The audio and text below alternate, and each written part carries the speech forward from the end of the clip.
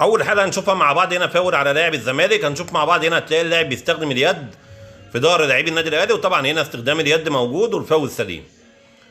نروح للحاله اللي بعديها. هنا كان لاعب الاهلي بيطلب ضربه جزاء. نشوف مع بعض حاجه مهمه جدا. بص على قدم لاعب نادي الزمالك، هتلاقي هنا القدم عامل التحام مع قدم لاعبي النادي الاهلي. الكره دي يعني هي بقى تتحسب ضربه جزاء او ما تتحسبش. اللي انا مستغرب له جدا ان الفار ما راجعش اللقطه ديت.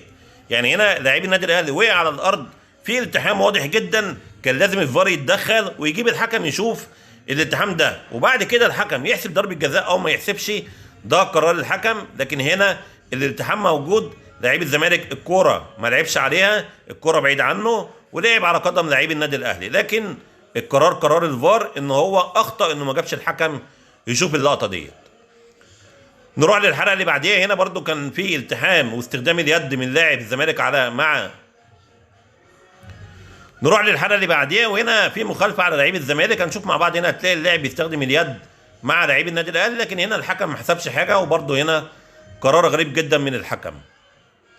نروح للحلقه اللي بعديها. هنا فاول على لاعب الاهلي. هنشوف مع بعض هنا هتلاقي في تدخل بقوه من لاعب الاهلي على قدم لاعب نادي الزمالك، وهنا الحكم حسب فاول، وقرار الحكم هنا قرار سليم. نروح للحلقه اللي بعديها. هنا الحكم وقف اللعب على ان في ضربه جزاء لنادي الزمالك.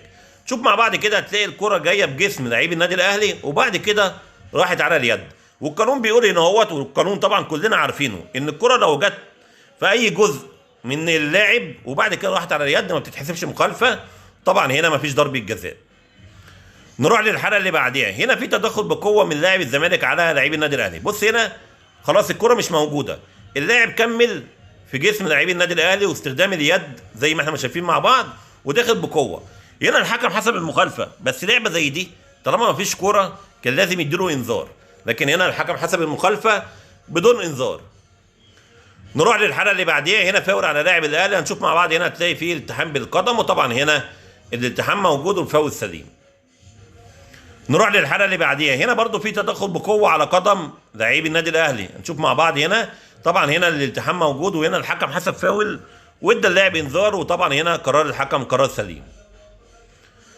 نروح للحلقه اللي بعديها. هنا فاول على لاعب الاهلي. هنشوف مع بعض برضو هنا هتلاقي فيه التحام بالقدم، وطبعا هنا الالتحام موجود والفاول سليم. نروح للحلقه اللي بعديها. هنا فاول على لاعب الزمالك. هنشوف مع بعض هنا هتلاقي فيه التحام بالقدم بنفس الطريقه اللي قبليها، وبرضو هنا الحكم حسب الفاول قرار الحكم قرار سليم. نروح للحلقه اللي بعديها. هنا فاول على لاعب الزمالك. هنشوف مع بعض هنا هتلاقي اللاعب بيستخدم اليد مع لاعبي النادي الاهلي. طبعا هنا برضه استخدام اليد موجود وواضح جدا، وهنا الحكم حسب المخالفه وادى اللاعب انذار، وطبعا هنا قرار الحكم قرار سليم. نروح للحلقه اللي بعديها، والحلقه دي مهمه جدا وهو الهدف الاول لفريق النادي الاهلي. نشوف مع بعض لحظه لعب الكوره، هل لاعبي النادي الاهلي ده في وضع تسلل ولا لا؟ طبعا بعد ما اتعملت الخطوط كان واضح ان لعيب نادي الزمالك القدم مغطيه لعيب النادي الاهلي.